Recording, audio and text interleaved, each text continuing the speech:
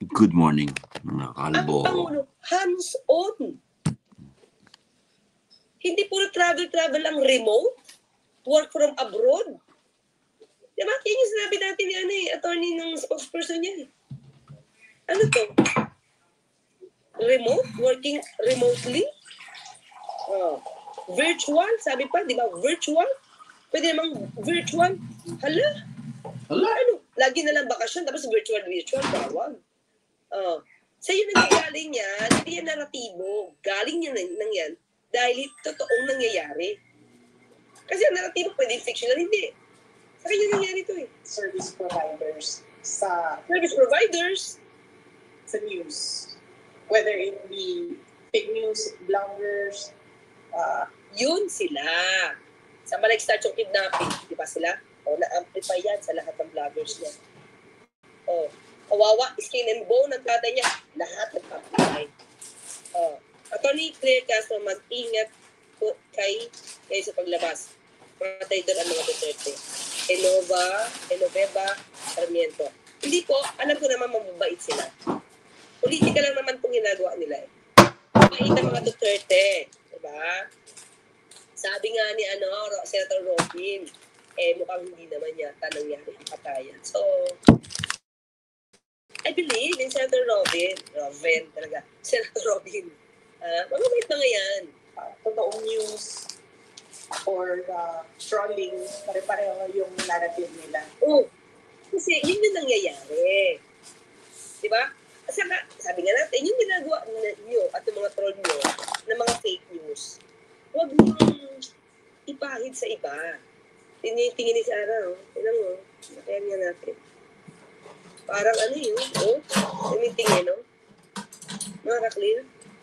Parang, iba yung klase ng tingin niya, yun. Diba?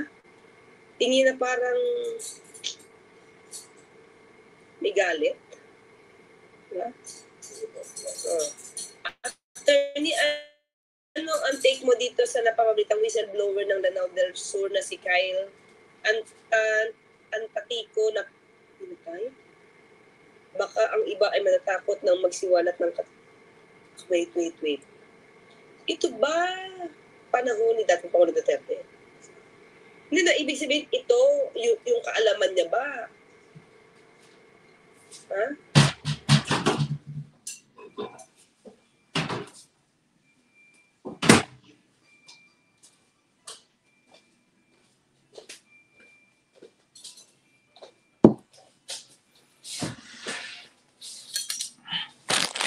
Atentaw lang.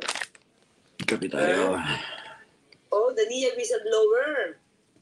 40-year-old Antatico who finished law studies at Liceo de Cagayan University. Previously worked at the AR. Linked to alleged corruption exposés.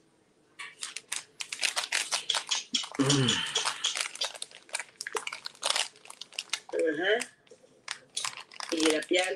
Yung problema sa kanila gumagawa kayo ng mali, tapos katatakutan nyo yung sarili nyo multo. Ay, nawala ko. Diba? O, tuloy. Tingin na. Tignan nyo. At pansinin nyo, lahat ng lumabas ng mga articles. Kasi lang yan. Nasabi nila, Ibig mo sabihin, mga ka-clear, ibig niya sabihin, si Senator Lila Dilima, ginagaya ako dahil sa akin nagmumula. Sa akin talaga. Sa Malacanang nagmumula. Hindi naman ako. Sa Malacanang nagmumula. Kung Malacanang, tapos kakala, labo, okay,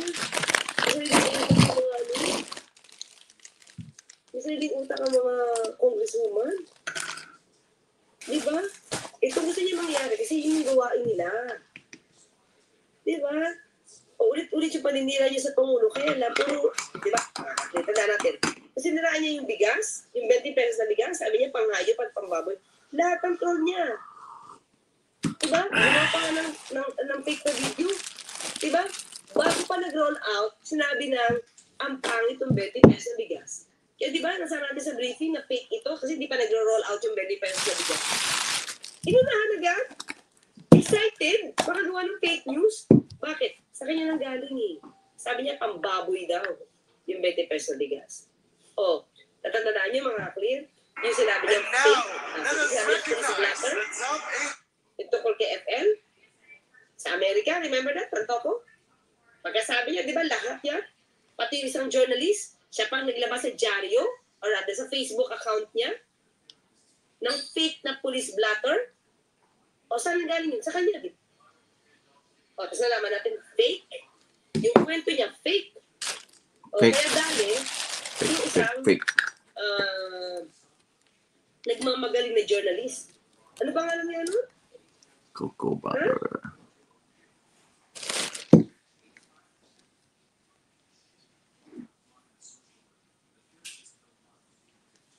Bobby, tiglang.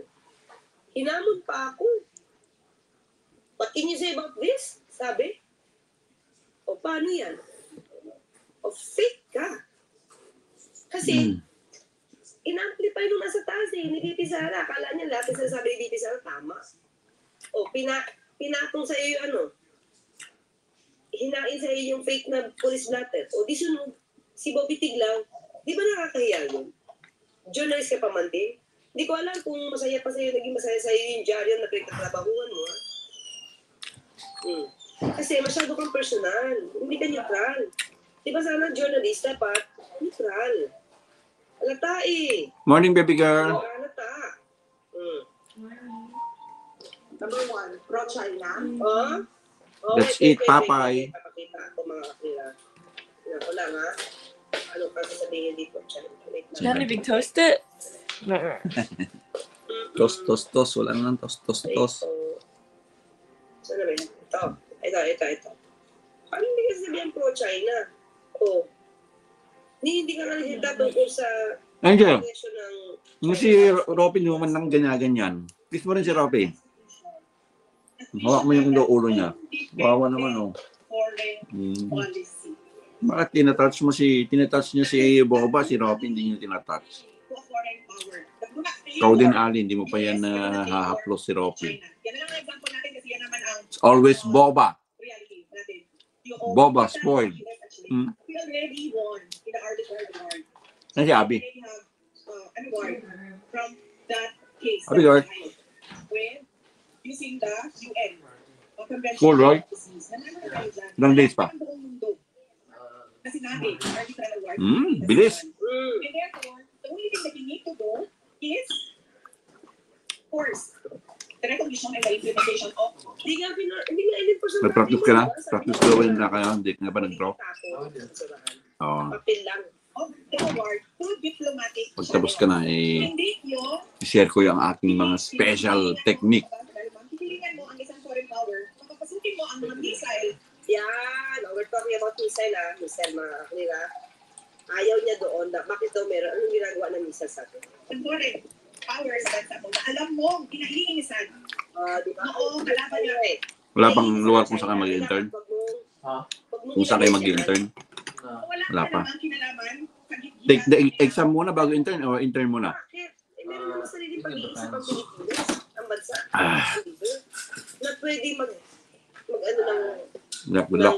lakas, strength ng Pilipinas. That is not independent foreign policy. Yung problema natin sa West Philippine Sea do not make up our entire relations with China. So therefore, there is no reason for you to lean towards the US. Hindi naman mga kaklina. Di ba meron tayong kasama pagka meron dito military exercises? May Japan, may Australia, may Vietnam. You have to always stay in the middle because you are not a part of the bigger conflict. You always stay in the middle. You are friends with US, yes? You are friends with China, huh? Diba? And we are friends with Australia. We good bilateral relations. In fact, we want to take it to the next level and forge the space with Australia. In other area, in other countries. So, I do not understand why is our independent foreign policy lost in the discussions. Dapat nga, kailangan mo lahat. Huwag kang kumampi. Dahil hindi mo naman problema ang problema nila. Hindi mo naman Yung tatay mo ba sa kumampi? away ang away mong isa. Saan mo gagamitin yung... Hindi mo na nakikipag-away kahit kanina, di ba mga clear? Missile. Sino ang Nabago yung kwento, di ba? Okay. Sino ang gigera sa Pilipinas? Diba? Wow. Kasi yan, wala na sila people, foreign policy. Ate, makulit. Sino ang gigera sa Pilipinas? Huwag kang kumampi. Hindi mo naman problema ang problema nila. Away ang away ng isa. Saan mo gagamitin yung missile? O, saan mo gagamitan ng missile, di ba? Saan mo gagamitan ng missile, Marco? Sa'yo. Ito kasi yan. Ha? Ito yan. Walang kampihan, sabi niya. Kaya sa pagsasabihan pro-China. Ito.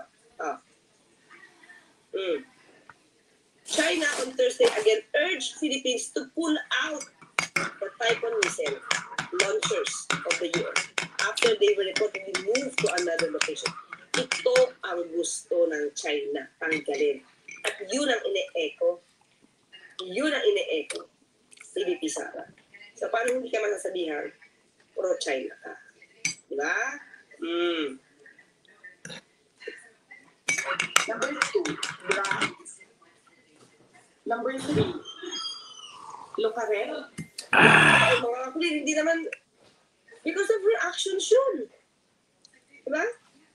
Hindi yung naratibo, hindi yung fiction. Busy. Sa kanila po tayo nagsalita sa Malacanang, mga kapatid, nalukaret siya. Iba rin sabi sa kanya nun. Number 4, nakalimutan ko na. Loading. Ulit-ulit lang yan sila eh.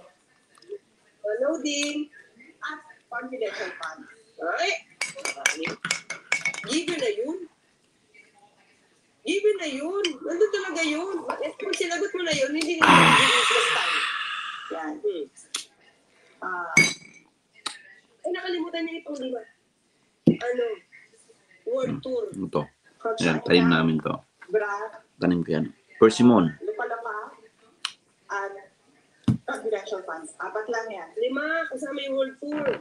Pansinin nyo, inuulit-ulit nila yan. Eh kasi lagi, yun na yung issue mo talaga na hindi mo nagagawa. Hindi mo naaayos.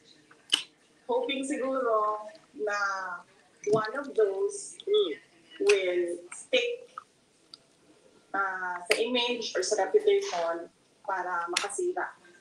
Hindi naman nag-stick. Nag-stick na yun. Yung world tour niya, nag-stick na sa'yo eh. Diba? Sa akin.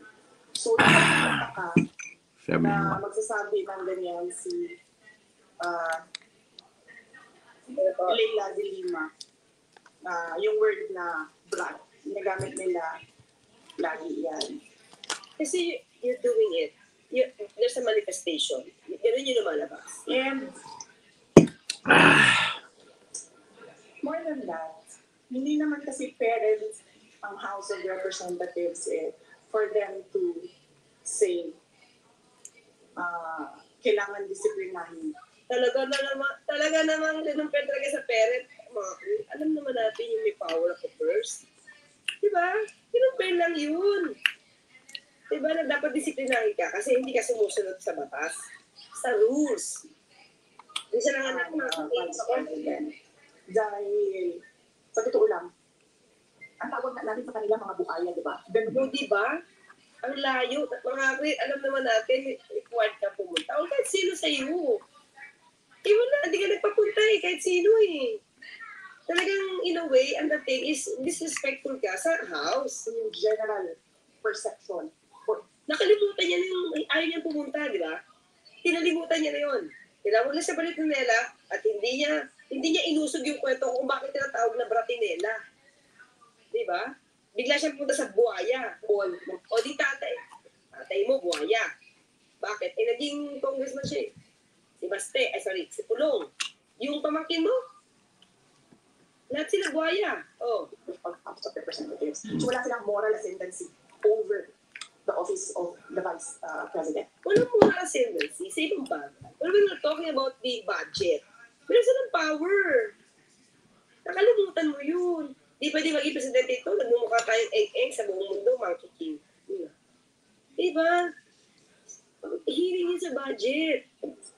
But going back, that's a messaging narrative of anti-Duterte.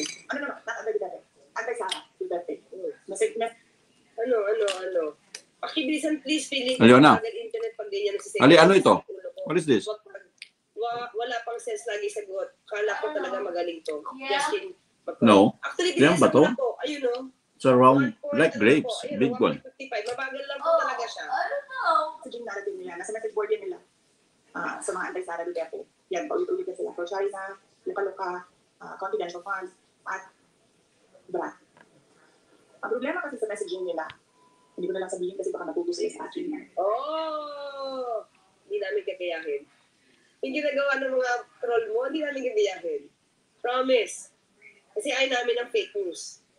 Yan na yan. Pangako yan. Bibi Sara, kung nakikinig ka, ayaw namin ng fake news. Ayaw namin ng style ng mga alipores mo. Na lahat fake news, halos. Hindi namin gagayahin. Kahit kung mula sabihin, ayaw namin malaman.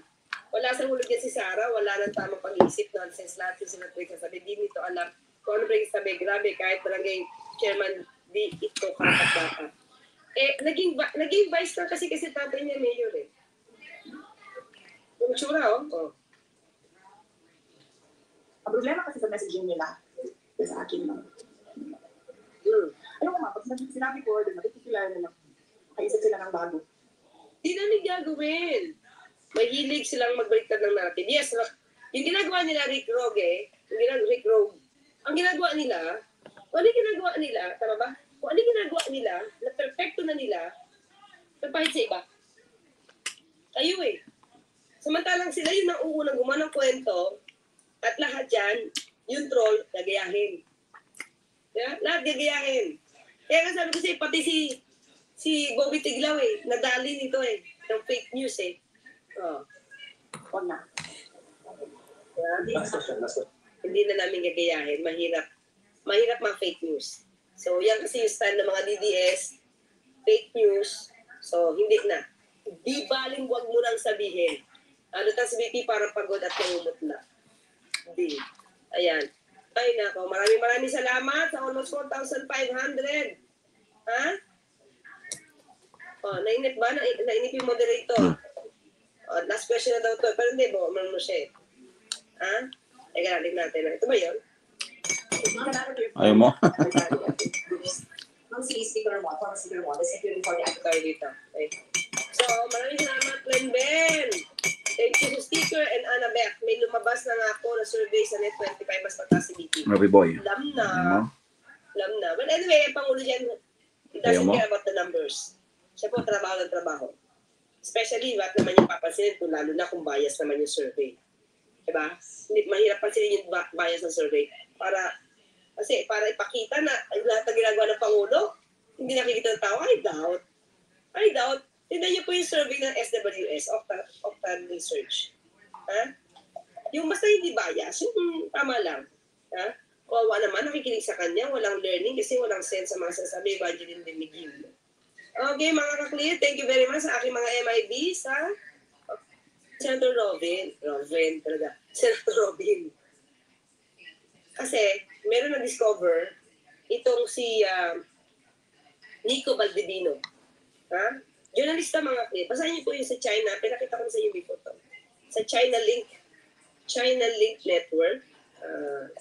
Ito na napansin ko. Tuwing maganda ang nagiging trabaho ng Pangulo, meron lalabas na balita, pangit, or kaya may papautos-mungin silang kwento labas sa Pangulo, or kaya may survey na bias survey na labas sa Pangulo. Alam niyo na kung sino yung mga bias survey dito. Okay? Muulan. Kaya, pakita ko sa inyo. Ito. Saan ba?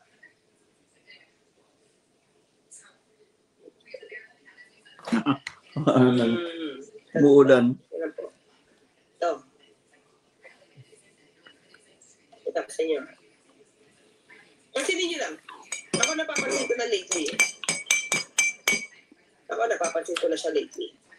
Pagka gumaganda, yung sinasabi mga Duterte propagandist. Yan. So Duterte, Sara Duterte related content gets pushed from network of dubious Chinese X accounts. That's 2024. Ito ay report po ni Valdivino. Nico Valdivino. Ay, bakit? Ayan, no? The network, which as of writing consists of 25 accounts with Chinese surnames and 11 with English language usernames, was also linked to the coordinated attack against President Ferdinand Marcos, Bongbong Marcos Jr., likely in response to his signing of landmark legislations on Philippine territory and West Philippine Sea. So, nung nag-sign po ang Pangulo para patatagin ang West Philippine Sea, mas patibayin pa ang West Philippine Sea, puro paninira sa Pangulo. Ha? Tapos, kapag po, meron namang ganyan, panay angat naman po sa Vice Presidente. Kapag-aralan po yan, hanapin ko po. Parang kulang siya. First one, kay Nico Valdivino to eh. Ha? Ito yung controlling the narratives talaga. Saan na ba yan? Okay. Pakita ko yung title.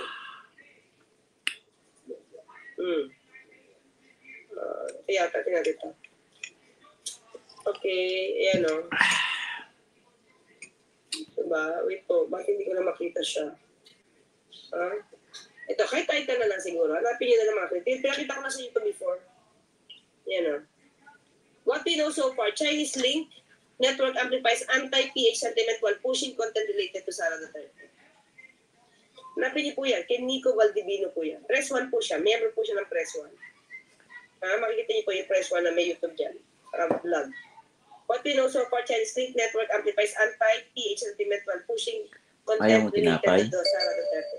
Pinapakita dyan na lahat dyan. Yan, Chinese yan. Puro paninira kay Pangulo Marcos. boy. Ayun, pati nga daw yung, It's raining. Video. Yung video Muulan sa labas. na fake. Yan galing. Yan. It's raining. It's raining. Ina-amplify talaga nila. So makikita mo yun na. So anyway, din tayo sa sige, tuloy tayo kay VP Sara.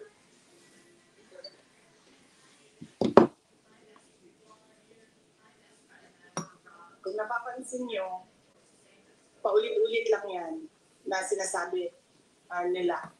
Sino bang paulit-ulit ang kwento, mga ka-clear? Ha? Yung ginagawa nila, pinapahid nila sa iba. Diba? Pinapahid nila sa iba. Sino ba yung paulit-ulit? Paulit-ulit. Diba? BBM design, drug test. Ano pa? Wala kasi mapuntos eh. Walang ginagawa. Diba? Ano pa? Lahat yan, palpak. Nakikita ng tao yung totoo. Lumalabas yung katotohanan. Mag-overtime ka pa pagtulong sa tao, hindi overtime sa paghahanap ng alas. Yun na. Kung ano yung, at pansinin nyo din, kung ano yung lumalabas sa bibig ng Malacanang Palace, susunod yung kanilang online. Tingnan mo mga clear. Hindi naman ito nanonood ng balita eh. Saan galing, saan galing yung Bratinela? Pangalawang beses ko na nadinig, mga clear. Okay? Senator, Representative Leila de Lima. Bakit? Hindi ka pumunta doon sa hearing eh. Sa budget deliberations. Diba? Meron ka pang 2 request bago ka pumunta. Dapat doon kung pumunta si Pangulong Marcos Jr. sa hearing. Bakit? Kasing busy mo ba siya? Tingnan mo ang trabaho. Tingnan mo yung mukha ni Pangulo. Stress na. Kaya dapat meron rin siyang dalang ilaw, di ba? Para mukhang fresh. Di ba? Stress na yung mukha ni Pangulo. Ilan lindol ba? Hindi lang isa. May bagyo pa. Nasaan ka? Nasaan sa Vice Presidente? Nung nagkaroon ng baha, nagkaroon ng problema sa Masbate. Nasaan? Di ba? May pagkakataon yata bumagyo na sa Japan ka pa eh. Di ba? Kasi nasa abroad ka nung bumagyo. Ang Pangulo, nandito. Pumunta sa Cebu, pumunta sa Davao Oriental, pumunta sa Masbate, pumunta sa Cagayan. Ano pa? Lahat yun, hindi mo nakikita? ang Pangulo, hands-on. Hindi po travel lang remote, work from abroad. Diba? Yan yung sinabi natin ni attorney nung spokesperson niya. Ano to? Remote? Working remotely? Virtual? Sabi pa, di ba? Virtual? Pwede namang virtual? Hala? Ano? Lagi na lang bakasyon, tapos virtual, bawal. Sa yun ang gagaling yan, hindi yan naratibo. Galing yan nang yan. Dahil totoong nangyayari. Kasi ang naratibo pwede fictional, hindi. Saka yun nangyayari ito eh. Service providers sa news. Whether it be fake news, bloggers, Yun sila. Sa mga nag-start yung kidnapping, di ba sila? Na-amplify yan sa lahat ng vloggers niya. Kawawa, skin and bone ng tatay niya, lahat nag-amplify. Attorney Claire Castro, mag-ingat po kayo sa paglabas. Mga traidor ang mga Duterte. Genoveva, Sarmiento. Hindi po, alam ko naman mababait sila. Politika lang naman pong ginagawa nila. Mababait ang mga Duterte. Diba?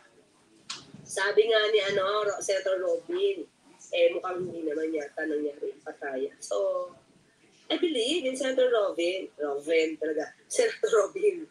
Mababait mga yan. totoong news or the trolling, pare-pareho yung narrative nila. Kasi yun yung nangyayari. Diba? Sabi nga natin, yung ginagawa nyo at yung mga troll nyo na mga fake news, huwag niyong ipahid sa iba. Tingin ni Sarah, tingnan mo, makayan niya natin. Parang yun, tingin, no? Mga ka-clear. Parang, iba yung klase ng tingin niya, yun. Diba? Tingin na parang may galit. Diba? Attorney, ano ang take mo dito sa napamalitang whistleblower ng Lanao del Sur na si Kyle Antatico na pinatay? Baka ang iba ay manatakot ng magsiwalat ng wait. Ito ba panahon ni dating Paolo Duterte? Hindi na, ibig sabihin ito, yung kaalaman niya ba?